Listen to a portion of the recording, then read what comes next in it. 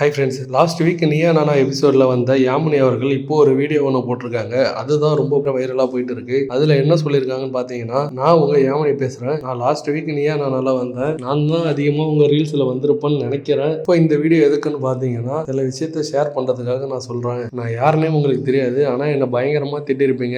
ஏன் இந்த பொண்ணு இப்படி இருக்குன்னு சொல்லிட்டு நிறைய பேர் ஆனா லவ் அண்ட் சப்போர்ட் கொடுத்துருந்தீங்க. அவங்களுக்கெல்லாம் மிகப்பெரிய நன்றி. அது மட்டும் இல்லாமல் நிறைய பேர் பார்த்தீங்கன்னா உங்களை பார்க்கும்போது எனக்கும் ரிலேட் ஆயிடுச்சு. நாங்களும் இப்போதான் வந்து க்ரோத் பண்ணிட்டே இருக்கோம், நீங்களும் அதுலேருந்து மீண்டு வரணும் அப்படின்ற மாதிரி நிறைய பேர் சப்போர்ட் பண்ணிட்டு இருந்தீங்க. எல்லாருக்குமே மிகப்பெரிய நன்றி. நான் இந்த ஷோக்கு போனதை பார்த்தீங்கன்னா, நானாக தான் உள்ள போனேன். மற்றவங்களோட பர்ஸ்பெக்டிவ் எப்படி இருக்கு, லவ் ஃபெயிலியர் ஆகிட்டு அப்படின்றத நோட் பண்ணலாம் தான் நான் உள்ளே போனேன். நான் வந்து எனக்கு ஒரு ஃபேம் கிடைக்கணும் அப்படின்ற மாதிரிலாம் நான் கணக்கு பண்ணவே இல்லை. ஆனால் நிறைய பேர் இப்போ சப்போர்ட் பண்றீங்க. நிறைய பேர் பார்த்தீங்கன்னா நீங்க அதுலேருந்து மீண்டும் நல்லபடியாக வரணும், அடுத்தடுத்து உங்களுக்கு லைஃப் இருக்கு அப்படின்ற மாதிரி சொல்லியிருந்தாங்க. இப்போ இந்த வீடியோவில் ஏன்னு பார்த்தீங்கன்னா, டாக்ஸிசிட்டின்னு நான் அதில் பேசியிருந்தேன். நான் ஏன் அந்த இடத்துல சொன்னேன்னா, நான் பிரேக்கப் அப்புறம் நிறைய விஷயத்த தப்பாக ஹேண்டில் பண்ணிட்டேன். நான் வந்து அந்த பையனை அதிகமாக டிஸ்டர்ப் பண்ணது தான் வந்து டாக்ஸிசிட்டின்னு சொல்லிட்டு மென்ஷன் பண்ணியிருப்பேன். அதை உடனே எல்லாருமே வந்து நான் டாக்ஸிக்காக இருந்ததுனால தான் அவர் விட்டுட்டு போயிட்டாருன்ற மாதிரி பேசுறீங்க. அதை பார்க்கும்போது ரொம்பவே கஷ்டமா இருக்கு. அது மட்டும் இல்லாமல் பார்த்தீங்கன்னா, நிறைய பேர் நிறைய கிரியேட்டர்ஸ் வந்து இது லவ் கிடையாது, இது வந்து ட்ராமா பண்ணுறாங்க அப்படின்ற மாதிரிலாம் பண்ணுறாங்க. இதெல்லாம் பார்க்கும்போது எனக்கு ரொம்ப கஷ்டமா இருக்கு.